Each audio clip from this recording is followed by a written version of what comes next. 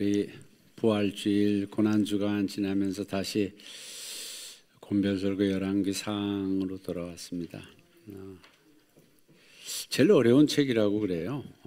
그렇지만 우리가 뭐 우리나라 역사도 아니고 아는 사람들도 아니고 또 구전이 있는 것도 아니고 어렵지만 성경이 기록하고 있기 때문에 우리가 열왕기상의 왕들의 이야기를 보겠습니다. 그 제목에는 11번째 책이고요. 신구약 통틀어 11번째 책이고 세라프 멜라킴 왕이니까요. 그 다음에 바실레오는 바실레아가 왕국이잖아요. 나라 왕국인데 왕국의 이야기입니다. 그래서 열왕들의 왕국의 이야기가 담겨져 있는 책이 열왕기상입니다. 그래서 이름을 보면 히브리어는 전에 말씀드린 것처럼 따로 분류하지 않고 이스라엘과 유다 왕들의 기록을 담고 있다는 점은 멜라킴 왕들 이야기 역사를 따라서 열왕기라는 표제를 취했는데 70인역본에서부터 이제 상하권으로 나눠서 분량이 너무 많다 보니까 상하권 중에 상권, 하권 이렇게 나누게 됩니다. 시기는 마지막 왕 여호와김 왕의 석방에 대한 기록은 있지만 바벨론 포로 귀환에 대한 기록은 없다는 점에서 기록 시기를 여호와김의 석방 이후 그리고 1차 포로 귀환 이전인 BC 561년, 531년경으로 추정할 수 있다. 대부분 추정이에요. 뭐 확실한 건 없습니다. 학자들의 견해와 또 여러 사료를 종합해서 추정한 내용이고요. 기록자도 뭐 분명치 않습니다. 탈무드에는 예레미야가 썼다고 기록되어 있고 그들이 그렇게 믿고 있고요. 근데 그의 나이가 너무 많아서 지필이 어려웠을 것이라는 측면에서 보면 예레미야와 동세대의 누구 에스라이거나 또 뭐 다른 사람들 그런 사람들이었을 경우일수록 추측할 수 있다. 그것도 추측이고요. 인물은 많이 왕들이기 때문에 왕들이 많이 나오죠. 다윗, 솔로몬, 르호보암, 나단 선지자, 여로보암, 아합, 이세벨, 아합의 부인 이세벨, 엘리야, 엘리사 뭐 이런 사람들의 이름이 중심을 이루고 있습니다. 핵심어는 왕정의 역사고 또 그들이 악을 행하였기 때문에 심판을 받고 그렇지만 마지막에는 희망의 빗줄기가 또 한 비 비치죠. 그런 부분에서 핵심으로 잡을 수 있겠습니다. 장소는 가나안이고요. 대상은 이스라엘이고 주제는 왕국의 번영과 멸망에 대한 이야기. 그것은 하나님의 언약에 대한 순종과 불순종의 결과로 멸망인가 번영인가가 결정된다. 기록 목적을 같이 한번 읽겠습니다. 첫 번째 시작. 국가와 개인의 흥망성쇠는 하나님의 말씀에 대한 순종 여부에 달려있음을 보여주기 위해. 두 번째, 다윗에게 주셨던 언약을 신실하게 성취하신 사실을 보여주기 위해 기록했다. 두 가지 목적이 있습니다. 말씀의 순종 여부에 따라서 국가나 개인의 흥망성쇠가 달려있다.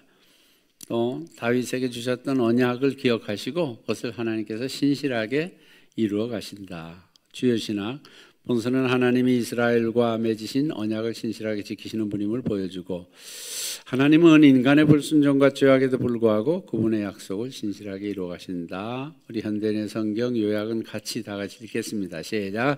다윗이 죽고 솔로몬이 왕위에 오른다.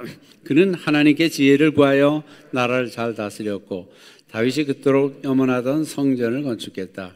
그의 슬기로운 정치로 권세와 부와 영화가 극에 달하여 히브리 역사상 황금기를 이루었다. 스바 여왕이 찾아오기까지 했다. 그러나 말년에는 이방 여자를 많이 얻어 향락을 일삼다가 타락하였다. 그가 죽은 다음 나라는 북쪽 이스라엘과 남쪽 유다로 분열되어 싸움이 잦았다. 북쪽 아합 왕이 하나님을 배반하고 이방 신을 섬김으로 나라가 극히 어지럽게 되자 엘리야가 나타나 여호와께 돌아오라고 촉구했다. 두 가지 길 중에 하나입니다. 다윗의 길을 따를 것인가 여로보암의 길을 따를 것인가. 왕들의 이야기 가운데 항상 그렇게 결론을 맺고 있어요. 다윗을 본받아 또 여로보암의 뒤를 따라 이렇게 했는데 우리는 다윗의 길로 행해야 합니다. 그래서 따라합시다. 우리는 다윗의 길로 행해야 합니다. 누구의 길이 아닌 여로보암의 길이 아닌 그래서 분열왕국, 통일왕국과 분열왕국으로 크게 분류를 할 수가 있는데 통일왕국은 이제 솔로몬 이야기입니다. 다윗의 이야기는 이미 전편에서 끝났고 사무엘에서 끝났고 이제 통일왕국에 대한 이야기를 해가면서 솔로몬의 왕위 계승과 업적과 죄와 죽음에 대해서 솔은 그냥 제가 줄여서 그냥 솔로몬 그 소리라 그랬어요. 주제는 확장과 나라가 확장되어 갔고 영광을 얻어 솔로몬 때 대전성기를 이루었죠. 순종하며 복을 받던 시기였고 예루살렘이 통일왕국의 수도였고 약 40년간의 이야기이다. 그 다음에 분열왕국은 왕국 분열, 유다 왕들, 이스라엘 왕들, 아합, 여호사밧, 아하시야까지 분열과 쇠퇴를 반복하는 분열왕국의 시대. 그래서 유다 왕 이야기 나오다가 이스라엘 왕 이야기, 남과 북으로 오가면서 이야기가 나오고 불순종과 저주 나오고 이스라엘의 수도, 북왕국 이스라엘의 수도는 사마리아였고 남왕국 유다의 수도는 예루살렘이었다. 이게 약 90년인데 약 209년 되는데 아마 한 부분만을 기록해서 그렇게 된 것 같습니다. 배경 및 무대.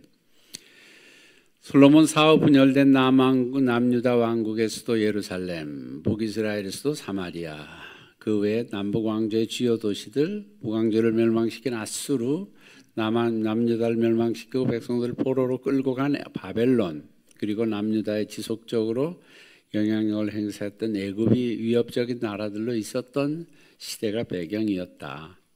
다윗의 유언, 다윗이 이제 2장에 가면 유언이 나오거든요. 유언을 3가지로 했는데 내가 세상 모든 사람이 가는 길을 간다. 모두가 마찬가지겠죠. 오늘 우리 최건영 집사님을 하나님 나라로 보내드리고 왔는데 모두가 가는 길, 안 간 사람 한 사람도 없잖아요. 모두가 가는 길로 다 간다. 그래서 너희는 대장부가 되어라. 대장부가 되어 영어성 be strong 그렇게 나와요. 강하게 되어라. 강한 사람이 되어라. 하나님 말씀대로 살아라. 그다음에 율법과 윤례를 지키 하나님, 이게 다윗의 유언입니다.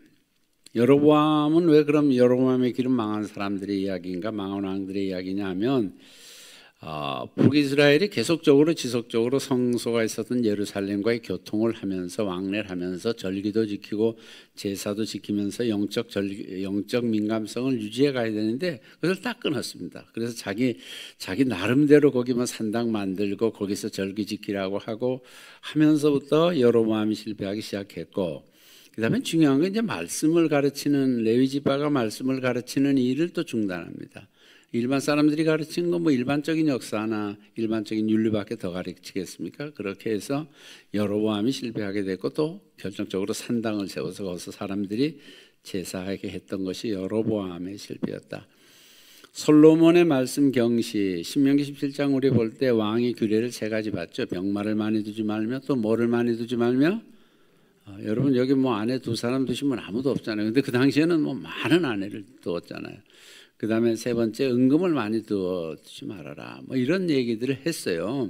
그러니까 다 그만 이야기들인데 기록에 보면 병거가 1,400, 마병이 12,000, 후궁이 700, 첩이 300 뭐 이렇게 하고 금방패가 큰 게 200, 작은 게 300 뭐 이렇게 많이 있었고, 그 다음에 나와 있는 열왕기상 그 분류들은 보면 우리가 이렇게 구성이 되어 있구나 이렇게 볼 수가 있어요. 첫 번째 열왕기상이라고 되어 있는 거는 솔로몬 때 이제 통일왕국이 끝나는데 그까지가 1장부터 11장까지의 이야기, 나머지 12장부터 22장까지는 분열왕국인데 북이스라엘의 10지파, 남유다의 2지파, 남유다의 2지파는 어디 지파죠? 유다와 베냐민 지파, 북이스라엘은 나머지 많이. 그 지파들은 대부분 북이스라엘로 따라갔죠.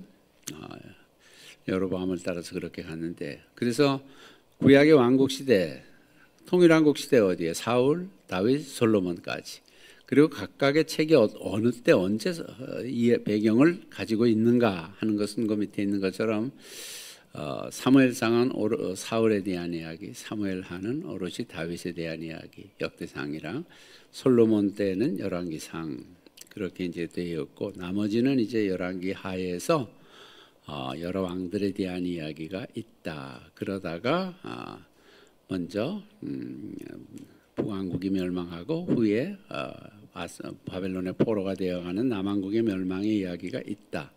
연대도 뭐 그거 보면 그대로 아시면 지금 이 말씀 나눈 걸 보면 이렇게 다윗 솔로몬이 40년씩 있었고 120년 기간이었고 또 208년 동안 북이스라엘이 존재했고 남왕국 유다는 344년 동안 존속했고 BC 586년 바벨론의 멸망하기까지의 이스라엘의 역사입니다. 왕은 몇 명인가? 뭐 20명으로 뭐 플러스 마이너스가 좀 있긴 한데 남유다에는 왕 19명, 여왕 1명에서 20명, 북이스라엘은 왕 19명, 디브니까지 합쳐서 20명의 왕들이 있었고 여로보암과 르호보암은 이름이 비슷하지만 전혀 또 다른 사람이죠. 여로보암은 아까 본 것처럼 언약을 떠나버린 결정을 하게 되게 되고 제사 지내고 그런 것. 그래서 결국 아수르에게 멸망하게 되고 르호보암은 백성 요구에 미련한 결정을 하죠.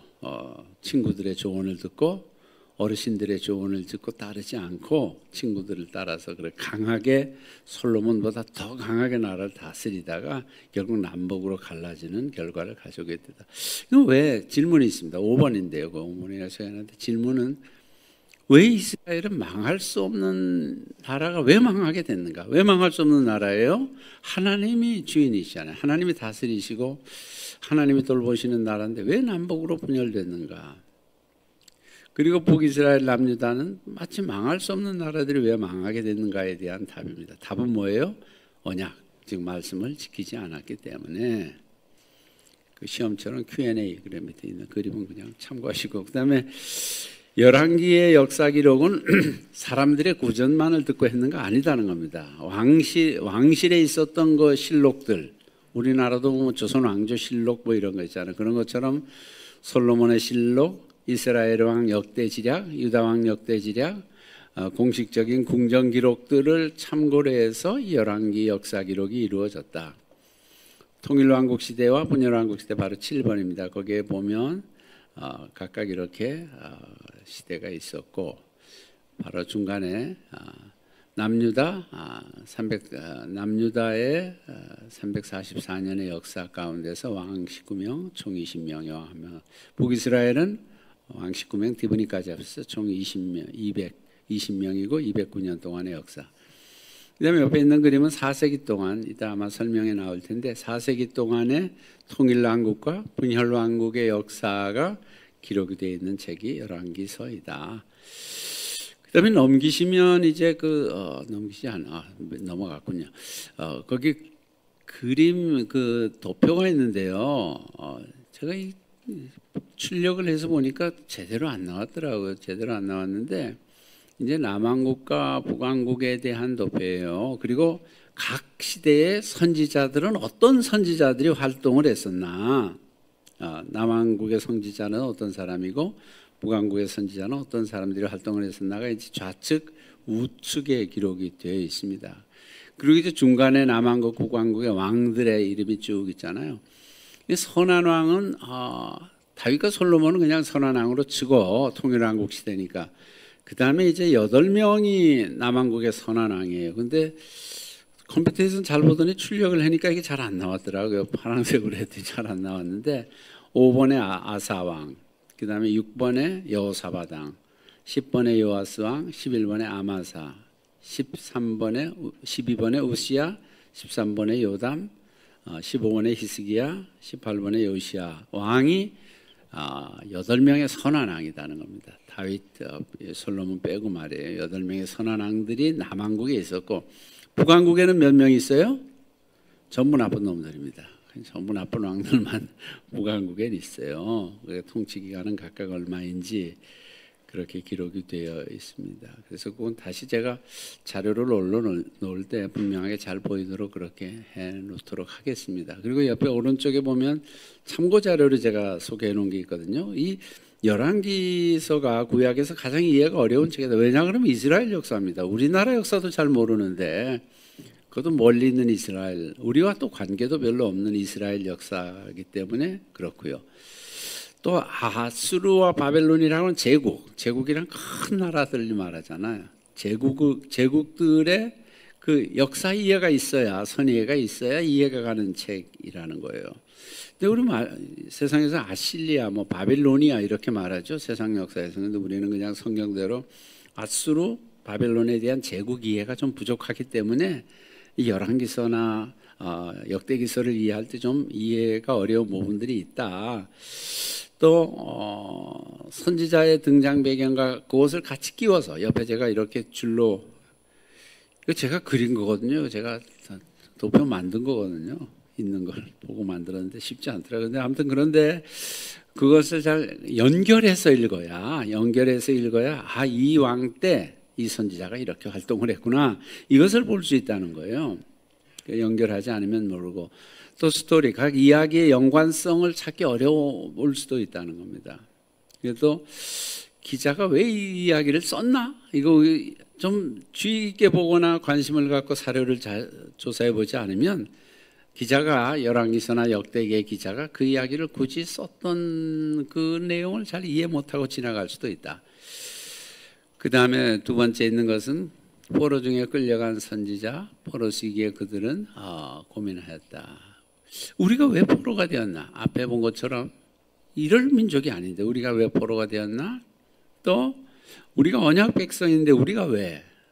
또 망할래야 망할 수 없는 민족인 우리가 왜 망하게 되었는가? 이런 거예요. 어쩌다가 우리가 이렇게 이방인에게 멸망을 당하고 멸시를 당하는 민족이 되었는가? 그래서 자기 민족을 바라보며 쓴 책이라는 겁니다. 중간에는 이제 봉헌식을 하는 성전 낙성식을 하는데 솔로몬이 봉헌한 소가 22,000마리, 소 한 마리 얼마인가요? 이거 하여튼 22,000마리를 가지고 했어요. 1,000번째는 몇 마리예요? 1,000마리. 어떤 사람은 1,000일이라 그래서 1,000일 동안 기도하는데 1,000일이 아니라 1,000마리인데 1,000일 동안 기도하면 좋죠. 뭐 거기 의미를 담아서 하는 것은 의미가 있습니다만 아무튼 양은 10만 마리 이렇게 많은 것을 들여서 낙성식을 했고 그 다음에 있는 거는 언약궤에 넣은 세 가지는 다 아시죠? 십계명, 아론의 쌍난 지팡이, 만나 세 가지가 있었다. 그리고 그 다음에 지도는 북이스라엘에 10개 지파가 있었던 북이스라엘이고 그 다음 밑에는 유다와 베냐민 지파가 있었던 남유다가 그렇게 땅은 유다가 더 크죠? 근데 그렇게 있었다. 그 다음에 이제 정략 결혼이 있어서 사돈 관계가 된 아달랴와 여호람의 이야기 있고요. 그 다음에 그 재판, 누구의 재판이죠? 솔로몬의 재판 이야기입니다. 거기 재판의 그 판자를 보면요, 반자와 칼도자가 있어요. 그렇죠? 반자, 뭐 그렇다 그러세요. 그냥 하여튼 반반자와 칼도자가 있는데. 아시잖아요. 두 엄마가 서로 자기 아기라고 그러는데 솔로몬이가 재판을 요청한 거 아니에요? 그래서 누군가에게 한 사람을 줘야 되는데 주지 않아. 어떻게 할까 하다가 솔로몬이 지혜를 냈죠. 어떻게 해서 주라 그랬죠? 반씩 잘라서 줘라. 그랬더니 진짜 엄마는 어떻게 해요? 극구 말리면서 자기 아들이 죽는 것을 참아보지 못하고 저 엄마에게 주세요. 그런데 걔는 또 한 엄마는 그냥 나눠주세요. 나도 못 가질 거 너도 못 가지고 그런 다음에 나눠줘. 그래가지고 솔로몬이 그 재판을 해서 참 지혜롭게 한 재판 때문에 한문에서도 이런 재판은 반을 칼로 나누는 것, 반반 칼도자가 재판에 있다. 한문 선생님이 안 계셔서 제가 정확히 모르겠습니다만 하여튼 그렇게 해서 결정이 됐다는 겁니다. 자, 그렇게 보시고 이제 우리 주요 메시지를 좀 볼 텐데 일단 우리 성경 에센스 강의를 좀 더 열왕기 상하를 같이 한 강의거든요. 한번 들어보시면 다음 주까지 좀 도움이 될 것 같아요.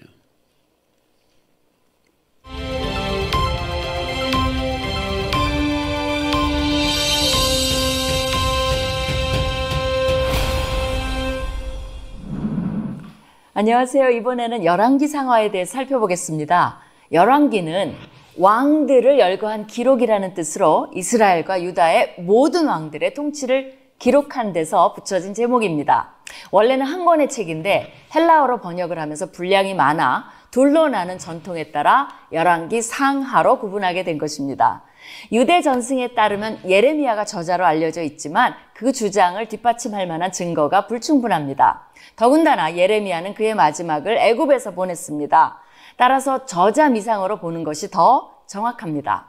열왕기는 다윗 왕 통치 마렵인 주전 10세기 초부터 여호야긴 왕이 바벨론 감옥에서 풀려나는 560년인 6세기 중반까지 4세기에 걸쳐 이스라엘의 통일왕국과 분열왕국의 과정과 분열된 두 국가의 왕들의 이야기를 신학적 관점에서 조명한 역사서입니다. 저자는 이 방대한 왕정 역사를 솔로몬의 행장, 이스라엘 왕 역대 지략, 유대 왕 역대 지략 등과 같은 다양한 자료들을 참고하여 기록했습니다. 열왕기는 다음 세 가지 질문에 답하고자 쓰여졌습니다. 왜 이스라엘은 북이스라엘과 남유다로 분열되었는가? 북이스라엘은 왜 멸망하게 되었는가? 남유다는 왜 멸망하게 되었는가? 이 질문에 대한 답을 할 때는 오경에 나오는 언약과 율법에 얼마나 신실했는지가 기준이 됩니다. 여호와 한 분께만 충성했는지, 이방신을 섬기지 않았는지, 율법의 말씀을 잘 지켰는지, 하나님께서 정해주신 곳에서만 예배를 드렸는지, 성전에 우상을 들여놓지는 않았는지, 산당을 폐지했는지, 하나님이 보내신 선지자들의 말을 청종했는지 등이 기준입니다. 순종했을 때는 복을 받지만 불순종했을 때는 저주를 받는 것이 언약의 조건입니다. 열왕기는 오경, 특히 그 중에서도 신명기 법이라는 렌즈를 통해 평가하여 두 국가가 멸망하게 된 이유를 밝힘으로써 역사에서 교훈을 얻게 하기 위해 쓰여진 것입니다. 수백 년간 축적된 그들의 죄를 지적함으로써 북이스라엘과 남유다의 멸망은 자신들이 저지른 죄의 결과이며 하나님의 정의로운 심판이었음을 가르쳐 줍니다. 궁극적으로 이것을 통해 이미 포로 생활을 하고 있을 이스라엘 백성들에게 회개를 촉구하여 하나님과의 관계를 회복시키기 위한 목적으로 기록되었습니다. 쉽게 말하면 부모가 자녀를 야단치고 벌을 주었는데 왜 벌을 받아야 하는지 그 이유를 가르쳐 준 것 같습니다.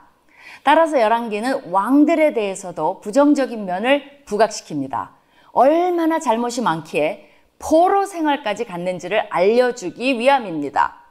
열왕기는 통일왕국 솔로몬의 등극과 통치, 분열왕국과 북이스라엘의 멸망, 남유다의 멸망, 이렇게 크게 세 부분으로 나누어집니다.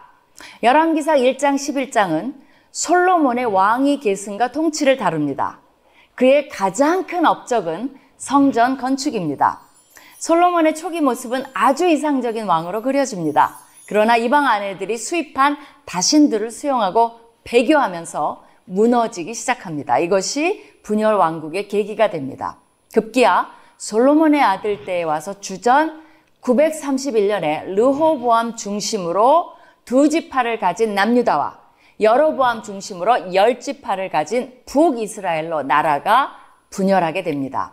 표면적으로는 솔로몬의 폭정, 과도한 세금에 대한 반감, 솔로몬의 아들 르호보암의 무능함이 원인이었지만 실제로는 솔로몬의 죄로 인한 영적 심판이 주 원인이었습니다. 열왕기상 12장부터 열왕기하 17장까지는 분열 왕국과 북이스라엘의 멸망을 다룹니다. 두 왕국 이야기가 시작되면서 동시대 왕들의 통치를 번갈아가며 기술합니다. 남유다에서는 19명의 왕들과 1명의 여왕까지 도합 20명의 통치자가 나옵니다. 북이스라엘에서는 모두 19명 왕들의 이야기가 나옵니다. 그러나 북이스라엘도 오므리의 정적 디브니를 포함시키면 도합 20명이 됩니다. 남북에서 각각 20명의 통치자들이 다스리는 왕들의 이야기가 열왕기서입니다. 이때부터 선지자들의 활동이 두드러지며 그들과 왕들에게 초점이 맞추어집니다. 불행하게도 북이스라엘은 단 한 명의 의로운 왕도 존재하지 않습니다. 급기야 주전 722년에 아수르에 의해 멸망하고 맙니다. 살아남은 남유다는 136년 뒤인 586년에 바벨론에 의해 멸망당하고 백성들은 포로로 끌려가는 비극을 맞이하게 됩니다. 남유다는 기회가 있었음에도 불구하고 북이스라엘의 멸망을 보면서 전혀 교훈을 얻지 못했습니다.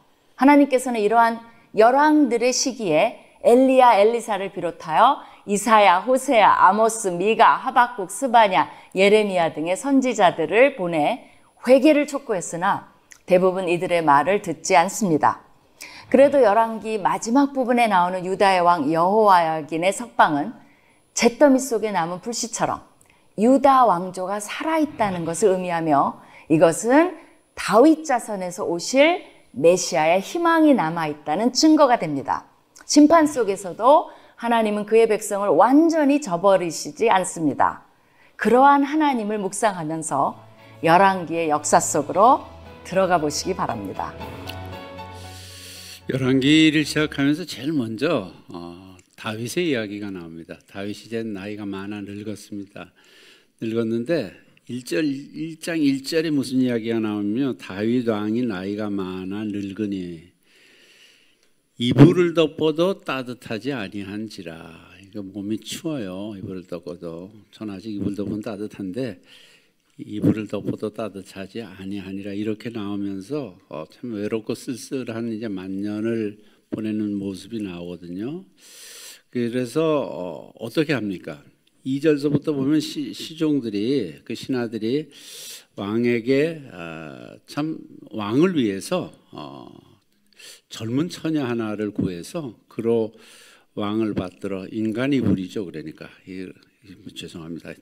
그렇게 해서 왕의 옆에 누워 있게 만들자고 합니다. 그러면 따뜻할 수 있겠습니다. 그래서 가장 미인이 많았던 수넴 지역의 한 아리따운 아비삭이라고 하는 그런 여인을 데려다가 다윗에게 줘서 그를 시종들게 합니다.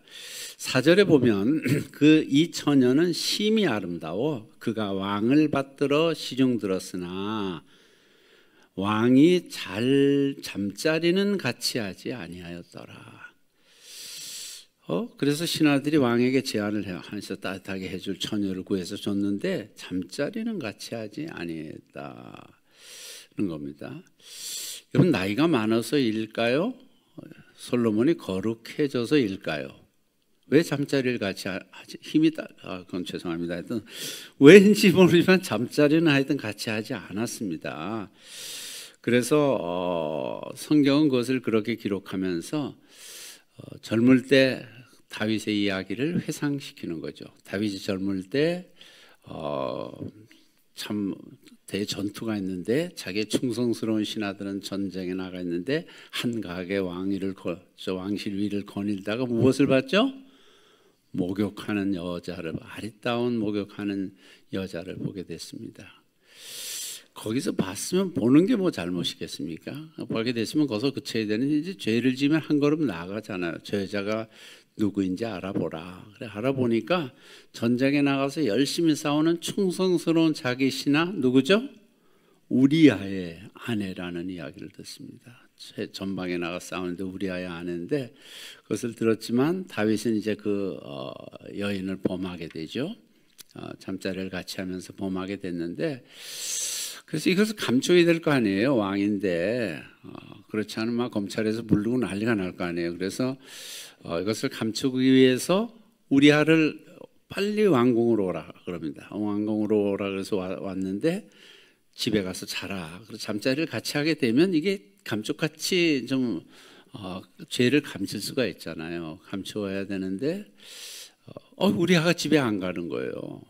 그 충성스러운 신하 우리아가 왜 안 가냐 그랬더니 내 동료들 그리고 신하들은 전부 지금 전장터에서 싸우고 있는데 내가 편안하게 집에 가서 아내와 즐거움을 나눌 수가 없다. 이러면서 안 가는 충성스러운 우리아였습니다. 이건 처음 들으시는 것처럼 들으니까 저 굉장히 당황하게 되네. 그렇게 돼서 결국은 다시 돌아가게 됐는데 이제 다윗이 이거 큰일 나겠다. 이거 잘못하면 들키게 생겼다. 그래가지고 어떻게 하죠?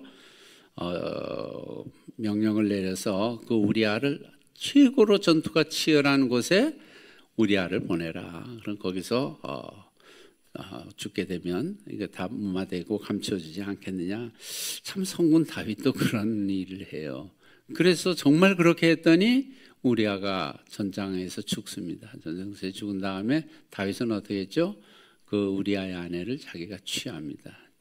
취해서 이런 기록이 그의 생애 가운데 있잖아요. 다윗이 성군 다윗이면서도 참 이거 뭐 굉장히 참 치명적인 약점이 있어서 이것을 어떻게 좀 덮을까 하기 위해서 기록된 부분이 바로 그 앞부분입니다. 나중에 노년의 다윗은 노인이라서 그런 것이 아니라 그만큼 거룩해지고 하나님의 뜻을 알고 바르게 처신한다는 것을 보여줘서 성군으로 다시 돌아가게 한 것. 그래서 다윗이 범했던 죄를 덮으면 그 명예를 회복시켜주면서 이스라엘의 거룩한 성군 다윗으로 남게 했던 장면이 거기 있는 것을 볼 수 있습니다.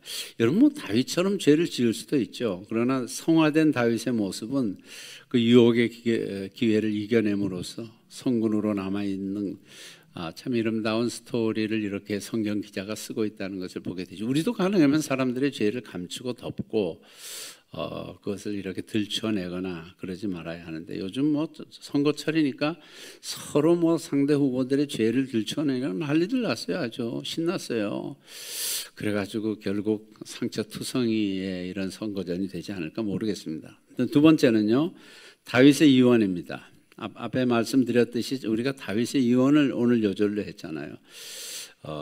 근데 2장 1절에서 보면 죽을 날이 임박함에 솔로몬에게 명령하여 이르되 너희 세상 모든 사람들이 가는 길로 가게 된다. 다윗도 알았죠. 이제 내가 모든 사람들이 가는 길, 무슨 길이죠? 죽음의 길. 그 길로 나도 가게 되는구나. 그랬으니 너는 힘써 대장부가 되고, 첫 번째 대장부가 되라. 강하라. Be strong. 그렇게 강하라. 이렇게 말하고 있습니다. 또 내 하나님 여호와의 율법을 지켜라. 하나님의 말씀을 지켜 그 길로 행하고, 또 모세의 율법을 기록된 대로 다 지켜라. 그래야면 무엇을 하든지 어디로 가든지 형통하리라 하는 다윗의 유언을 남기고 있는 것을 볼 수 있습니다. 그래서 우리들도 후세와 다음 세대 자녀들에게 좋은 유언을 남기고 말씀으로 유언을 남겨서 그것이 그의 생애에 남아있도록 해야 되는 것은 매우 중요한 것 같습니다. 세 번째, 솔로몬 대 아도니아. 역대상 22장에 보면 솔로몬과 아도니아에 대한 이야기가 있는데, 솔로몬은 하나님의 그 약속을 받고 언약을 받고 왕으로서 있었지만 아도니아는 그렇지 않다는 거예요. 그래서 다르다. 그만큼 다르다는 겁니다. 즉 하나님이 주시는 말씀이 있는가, 약속이 있는가, 비전이 있는가와 그렇지 않은가는 세상과 하나님의 거룩한 백성과의 엄청난 차이가 있다는 겁니다. 그래서 솔로몬이 1000번제를 드렸을 때 하나님께서 그에게 이렇게 묻습니다. 3장 5절입니다.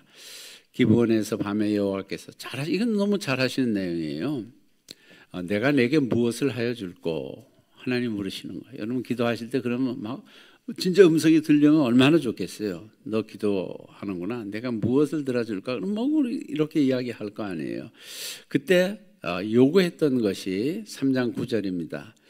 누가 주의 이 많은 백성을 재판할 수 있사오리까? 이때 왕이 재판한다 그랬죠. 중요한 재판은 듣는 마음을 종에게 주사. 잘 듣는 마음. 누구의 음성을 들어요? 하나님의 음성을 잘 듣는 마음을 주사 주의 백성을 재판하여 선악을 분별하게 하소서. 잘 재판해서 선과 악을 잘 나눌 수 있게 해달라. 듣는 마음을 구합니다. 재판을 위해서 말이에요.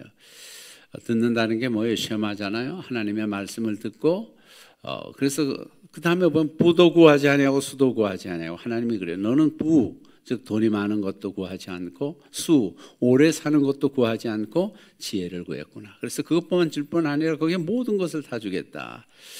그래서 당시에 재판관이었던 그 솔로몬은 지혜로운 재판을 했는데, 그 다음에 그 모든 것은 지혜가 필요하다는 겁니다. 5번 지혜를 구하라. 3장 10절에 보면 솔로몬이 이것을 구하며 그 말씀이 주의 마음에 든지라. 하나님이 너무 좋아하셨어요. 솔로몬이 재판을 잘할 수 있기 위해서 지혜를 구하는구나. 그래서 지혜를 주시는 거죠. 그래서 지혜를 얻습니다. 그래서 각국에서 지혜를 얻기 위해서 왔는데 스바 여왕도 왔습니다. 이디오피아 스바 여왕도 그를 찾아와서 지혜를 구하는 이야기까지 있습니다. 그래서 지혜라고 하는 건 소피아라는 뭐 소피아 성당 뭐 이런 거 있잖아요. 소피아가 지혜인데 여성 명사입니다. 이 스바로부터 나왔다 그래요. 거기로부터 여성 명사로 이렇게 나왔다 그러는데, 하나님께서는 이렇게 지혜를 구하는 자에게 지혜를 주셔서 하나님의 지혜로 살아가게 하십니다. 너무 잘하시는 말씀이죠. 야고보서 1장 5절 다 같이 한번 하겠습니다. 너희 중에 시작.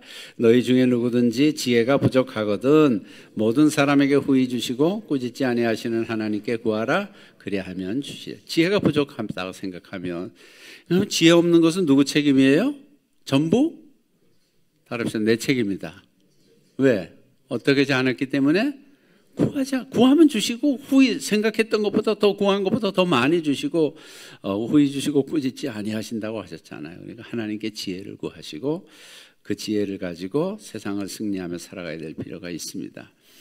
그 다음에 열왕기서에는 특별히 그 왕들이 어떻게 그의 후손들에게 믿음을 전수해 가는가, 말씀을 전수해 가는가, 그렇지 않은가를 보여주고 있습니다. 11장 1절에 보면 솔로몬 왕이 바로의 딸 외에 이방의 많은 여인을 사랑하였으니 바로의 딸뿐만 아니라 이방의 많은 여인, 뭐 바로의 딸도 이방이긴 하지만요.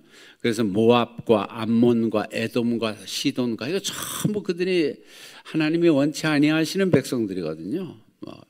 그 이방 족속이고 그들은 잔인하고 그들은 우상에 아주 물들어 있는 그런 전부 족속들인데 그런 사람들을 전부 첩으로 들여왔기 때문에 자녀들이 그것을 보고 배우게 되고 그들이 와서 그 안에서 전부 그 이방의 습관과 제사 드리는 것 이런 것을 전부 그들에게 가르쳤습니다. 그 때문에 자녀들이 서로 칼부림을 하면서 이 솔로몬의 집안에서 막 형제가 칼부림을 하고 반역이 일어나고 그러는 내용들이 나옵니다. 이방 여인들과. 그래서 말씀을 가르치거나 신앙의 유산을 전수하지 않은 결과가 그렇게 왔고 그 대표적인 예가 이제 자녀 교육의 실패인 르호보암 아니겠습니까? 르호보암인데 14장 21절에 보면 솔로몬의 아들 르호보암은 유다 왕이 되었다. 르호보암이 왕에 오를 때 나이가 41세라 여호와께서 자기 이름을 두시려고 이스라엘 모든 지파 가운데서 택하신 성읍 예루살렘에서 17년 동안 그 다음에 나오는 게 이거예요. 그의 어머니의 이름은 나아마요 암몬 사람이더라. 또 바로 조금 있어 31절에 또 나옵니다. 조상들과 함께 자니 그의 손들과 함께 다윗성에 그의 어머니의 이름은 나아마요 암몬 사람이다. 누구의 이름? 어머니, 아버님? 어머니의 이름을 이야기하고 있어요. 그래서 우리 쉐마 배울 때 배웠지만 지혜는 아버님이 아니라 어머님에게서 어머님의 신앙 유산을 이어받는 것. 그래서 유대인들은 누가 유대인이래야 자녀가 유대인이죠? 아버지, 어머니?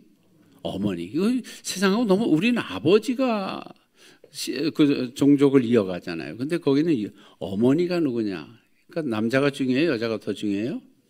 여자가 훨씬 더 중요합니다. 책임이 여자가 커요? 남자가 커요? 그건 또 대답하기 싫으시죠? 아무튼 뭐 그런 거예요. 그래서 그런 과정을 기록하고 있습니다. 그래서 자매님들의 물론 아버님도 매우 중요하죠. 지혜 교육을 아버님이 해야 되기 때문에. 그래서 이것을 어머니의 영향력을 그렇게 기록하고 있다. 8번 여로보암의 실패. 우리 여로보암의 길로 따르지 않자고 했잖아요. 그건 아까 보신 것 참고하시면 될 것 같아요. 그래서 그가 성지에 가는 것, 예루살렘에 가는 것 금하고 말씀 가르치는 것 금하고 산당을 놓고 이런 것 때문에 여로보암은 큰 실패를 하게 돼서 그를 통해서 여로보암의 길 하면 악한 길, 하나님이 기뻐하시지 않는 길, 멸망으로 가는 길을 말할 때 여로보암의 길이라는 게 대명사처럼 되었다는 것입니다. 그 다음에 엘리야의 갈멜 산상의 대결. 이건 뭐 너무나 이런 말씀을 많이 들으시고 아시는 내용이죠. 하나님의 백성들이 어떻게 영적 전쟁에 임하여야 하는가를 보여줍니다. 흔히 850대 1의 싸움이라 그래요. 바알과 아세라 그 제사장들은 850명.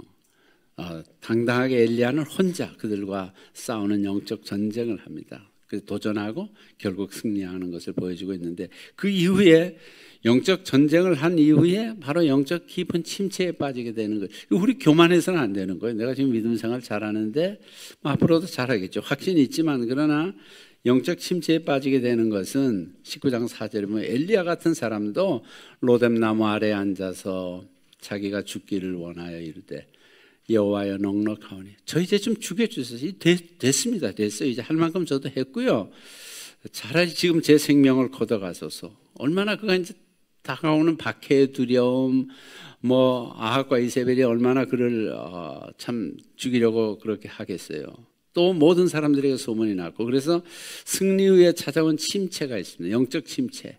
영적 침체는 누구에게나 찾아올 수 있습니다. 그래서 영적 침체에 빠진 사람들에 대해서 우리가 정죄해서는 안 됩니다. 누구에게나 찾아올 수 있고요.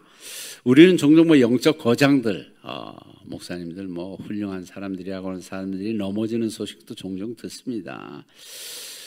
그럴 수 있다는 거죠. 근데 이 침체에 대한 하나님의 해결 방법, 솔루션, 어떻게 이것을 해결하시는가? 하나님 두 가지로 해결하시는. 첫 번째는요, 그에게 먹이시고 입히시며 쉬게 하십니다. 19장 5절에 보면 천사가 그에게 와서 보니까 숯불에 피어서 고기 떡 구워주고요, 물 한 병도 있고 물도 마시게 하고 어루만지면서 이제는 내 길을 잘 가라 이렇게 하면서 그렇게 했기 때문에 그 다음에 19장 8절에 보면 이에 일어나 먹고 마시고 엘리야가 지금 그 깊은 침체에 빠져서 뭐 먹는 거 마시는 거 그런 거 신경도 못 썼는데 이렇게 베풀어 주시는 것을 두고 이제 힐링된 거예요. 요즘 말로 힐링이 돼서 그 음식물의 힘을 의지하여, 하나님의 힘을 의지하고가 아니에요. 무엇을 의지하여? 음식물의 힘을 의지하여 40주 40야를 가서 40주야를 걸어가서 하나님의 산 호렙에 이르렀다. 40일을 주야로 갈 만큼 새 힘으로 충전되게 됐던 것을 볼 수 있습니다. 그러니까 먹고 쉬는 것이 결코 죄는 아닙니다. 하나님이 회복시키시기 위해서 그런 방법을 사용하실 수 있습니다. 회복해야 새 힘을 내서 나아갑니다. 혹시 쉬고 있는 사람들, 믿음 생활 쉬고 있는 건 조금 달라요. 휴식하고 그러는 것에 대해서 너무 그렇게 까칠하게 보지 마시고 힐링하려고 하는구나, 쉬려고 하는구나. 그 다음에 두 번째는 솔루션은 뭐예요? 19장 18절에 보면 너 혼자 하라고 자꾸 그러지 그게 아니야. 내가 몇 명을 남겨뒀다 가로 열고 닫고 7,000명을 남겨뒀다. 너 말고 7,000명이 바알에게 무릎 꿇지 않고 세상에 속하지 않고 거룩하게 사는 믿음의 사람 7,000명이 있어. 너 혼자 아니야 이러는 거예요. 동역자가 있다는 거예요. 나만 남았다 이렇게 말하는 그에게 그렇게 말해줘. 여러분 1대 7천 얼마나 큰 차이가 납니까? 나 혼자 싸우는 게 아니거든요. 오늘 가끔 일하다 보면 내 혼자 일 다 하는 거 아니야 막 이러고 의외로 거기에 빠질 수가 있어요. 그러나 우리에겐 동역자가 있고 또 이 땅에는 우리 800만 크리스찬이 있고 많은 사람들이 있어요. 너무 그렇게 낙심하지 마시고 우리가 같이 동역하고 같이 나아가는 동역자들이 있다. 그것이 두 번째 해결책입니다. 그래서 나봇의 포도원 사건, 나봇의 포도원 사건은 21장에 나오는데 아합이 보니까 자기 집 앞에 포도원이 너무 좋은 게 있어요. 근데 그 주인이 누구예요? 나봇이라고 하는 사람이에요. 나봇이라는 사람인데 왕이기 때문에 모든 것을 뭐 가질 수 있는 건 아니잖아요. 그건 불법이잖아요. 지금으로 말하면 감옥에 가야 되잖아요. 그래서 아합이 뺏을 수도 있었지만 저것 좀 내가 가졌으면 좋겠다. 너무 좋은 포도원이다. 뭐 특별히 이스라엘은 포도가 유명하잖아요. 그렇게 해서 끙끙 앓고 있을 때 지혜로운 누구? 이세벨. 나쁜. 하여튼 뭐가 나오고 싶어. 결국은 왜 그렇게 근심하고 있느냐? 저거 모하면 그래서 저거 내가 얻어서 다시 줄 테니까 걱정 말아라 이러고 이제 이세벨이 가서 모함을 해서 결국 그것을 빼앗고 그는 죽입니다. 나봇은 죽여요. 그래서 포도원을 가져옵니다. 그러나 나봇의 그 순교는 그 기업을 지키고 유산을 지키려고 하는 그런 마음, 끝까지 지켜야 될 신앙의 유산이나 영적 가치를 꼭 지켜야 될 필요가 있다는 겁니다. 죽음으로 나봇은 그것을 지켰다. 마지막 열왕기의 기록들을 보면서 우리가 해야 하는 일은 회개라는 거예요. 우리가 잘못 길에 들어서 있다면 신명기 10장 16절에 보니까 너희는 마음의 할례를 행하고 다시는 목을 곧게 하지 말아라. 마음의 할례 정결하고 거룩하게 하고 다시는 목을 곧게 해서 고집 부리지 말고 지금이라도 회개하고 말씀에 순종해야 하나님의 백성으로서 정말 신명기서에서 말했던 신신당부하는 그 말씀으로 돌아가 하나님께서 새로운 민족으로 또 세워주신다는 겁니다. 오직 회개만이 살 길이라는 거예요. 열왕기서를 보면서 참 살 길을 얻으시고 믿음으로 승리하시는 거룩한 왕 같은 제사장들 되시기를 축복합니다. 기도하겠습니다. 하나님 그렇습니다. 오늘 말씀을 통해서 열왕들의 속에서 역사하신 하나님, 그리고 그런 가운데 회개하고 새롭게 될 때마다 하나님이 은혜 주셨던 내용들을 저희들이 보았습니다. 하나님 저희들에게 주신 유산과 기업을 지키고 저희들에게 주신 기회를 통해서 하나님을 거룩하게 해드리고 하나님께 영광 돌리는 삶을 통해서 참된 하나님의 백성 되기에 부족함이 없도록 인도해 주시기만을 원합니다. 여로보암의 길이 아닌 다윗의 길, 세상 길이 아닌 하나님의 길 말씀, 그 그 길을 따라 승리하는 삶을 사는 저희들 되도록 인도해 주시옵소서. 예수님의 이름으로 기도드립니다. 아멘.